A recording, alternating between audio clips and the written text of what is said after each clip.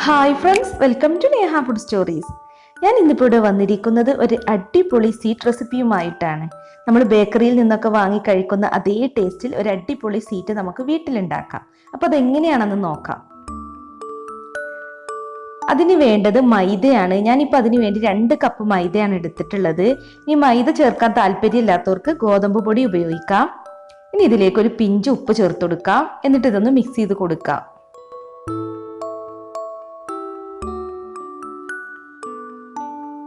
പിന്നെ ഇതിലേക്ക് 6 ടീസ്പൂൺ നെയ്യ് ചേർത്ത് കൊടുക്കണം. ഇത് നല്ലവണ്ണം ഒന്ന് സോഫ്റ്റ് ആവുന്നതിന് വേണ്ടിയാണ് നെയ്യ് ചേർത്ത് കൊടുക്കുന്നത്. ഇനിയിപ്പോൾ നെയ്യിന് പകരം ഓയിൽ ചേർത്താലും മതി, സൺഫ്ലവർ ഓയിൽ. അപ്പൊ ഇനി ഇത് നല്ലവണ്ണം ഒന്ന് മിക്സ് ചെയ്ത് കൊടുക്കാം.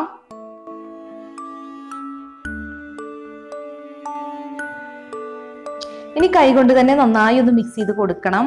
നെയ്യ് എല്ലാ ഭാഗത്തും എത്തുന്നതിന് വേണ്ടിയാണ് കൈകൊണ്ട് തന്നെ നന്നായി ഒന്ന് മിക്സ് ചെയ്ത് കൊടുക്കുന്നത്. ഇനിയിപ്പോൾ നമുക്കിതിലേക്ക് പാല് ചേർത്ത് കൊടുക്കണം. ഞാനിവിടെ 1/2 കപ്പ് പാലാണ് എടുത്തിട്ടുള്ളത്. അപ്പോൾ പാലും കൂടി ചേർത്ത് കഴിഞ്ഞാൽ ഈ ഡോ നല്ലവണ്ണം സോഫ്റ്റ് ആയി കിട്ടും. അപ്പോൾ പാല് കുറേശ്ശെയായി ഒഴിച്ച് ഇതൊന്ന് മിക്സ് ചെയ്തെടുക്കാം.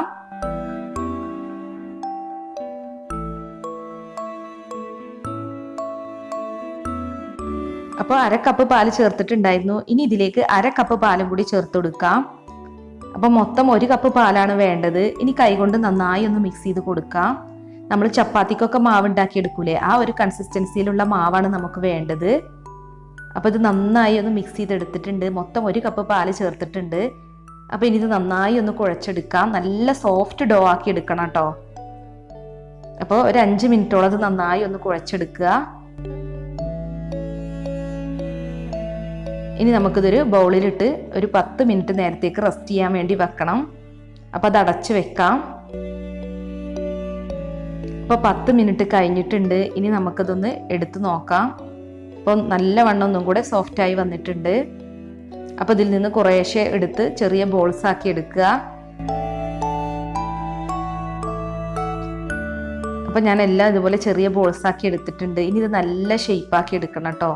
സ്ക്രാച്ച് ഒന്നും ഇല്ലാത്ത വിധം, വിള്ളലൊന്നും ഇല്ലാതെ നല്ല ഷേപ്പാക്കി എടുക്കുക. ഇതുപോലെ നന്നായിട്ട് ഉരുട്ടിയെടുക്കണം. അപ്പോൾ എല്ലാം ഞാൻ ഇതുപോലെ ഉരുട്ടിയെടുത്തിട്ടുണ്ട്.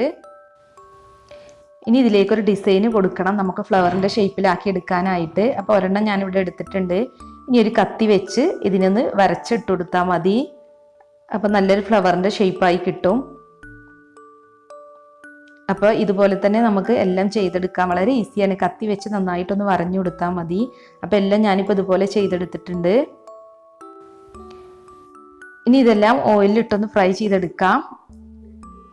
ലോ ഫ്ലെയിമിലിട്ട് ഫ്രൈ ചെയ്തെടുത്താൽ മതി കേട്ടോ, എന്നാലേ അതിൻ്റെ ഉൾവശം കുക്കായി കിട്ടുകയുള്ളൂ.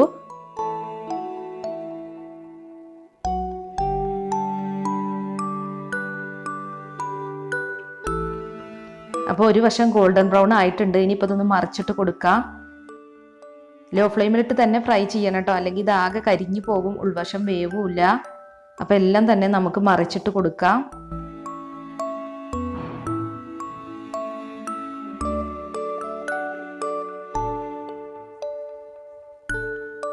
ഇപ്പോൾ ഇത് ഗോൾഡൻ ബ്രൗൺ നിറായിട്ടുണ്ട്. ഇനിയിപ്പോൾ നമുക്കിത് എണ്ണയിൽ നിന്ന് മാറ്റാം. അപ്പോൾ എല്ലാം ഇതുപോലെ തന്നെ ഫ്രൈ ചെയ്തെടുക്കുക.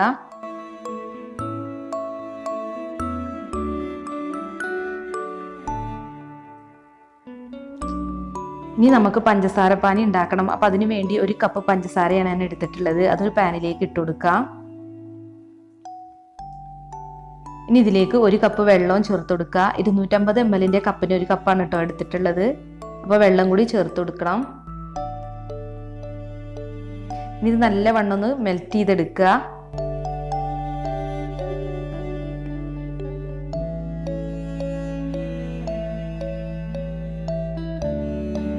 ഇനി ഇതിലേക്ക് 1 ടീസ്പൂൺ ഏലക്കാപ്പൊടി ചേർത്ത് കൊടുക്കുക.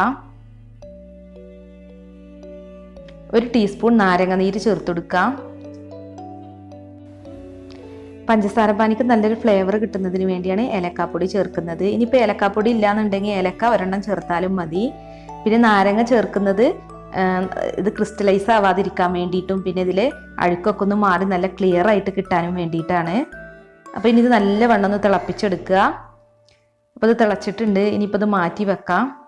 അപ്പോൾ ഞാനിതൊരു ബൗളിലേക്ക് അരിച്ചിട്ട് ഒഴിക്കുകയാണ്. ഒരു നൂൽപ്പരുവൊന്നും ആവേണ്ട ആവശ്യമില്ല കേട്ടോ, നന്നായി ഒന്ന് തിളപ്പിച്ചെടുത്താൽ മാത്രം മതി.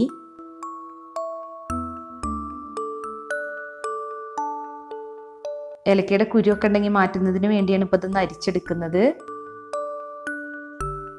അപ്പോൾ പഞ്ചസാര പാനി ഇവിടെ അരിച്ചെടുത്തിട്ടുണ്ട്. ഇനി നമ്മൾ ഉണ്ടാക്കിയെടുത്തിട്ടുള്ള സ്നാക്ക് ചൂടോട് കൂടി തന്നെ ഈ ഷുഗർ സിറപ്പിലേക്ക് ഇട്ട് കൊടുക്കാം. ഇനി ഒരു 15 മിനിറ്റ് നേരം ഇത് കുതിർത്ത് വെക്കുക. അപ്പോൾ ഇതിൻ്റെ ഉൾവശത്തേക്ക് നന്നായി പഞ്ചസാര പിടിക്കും.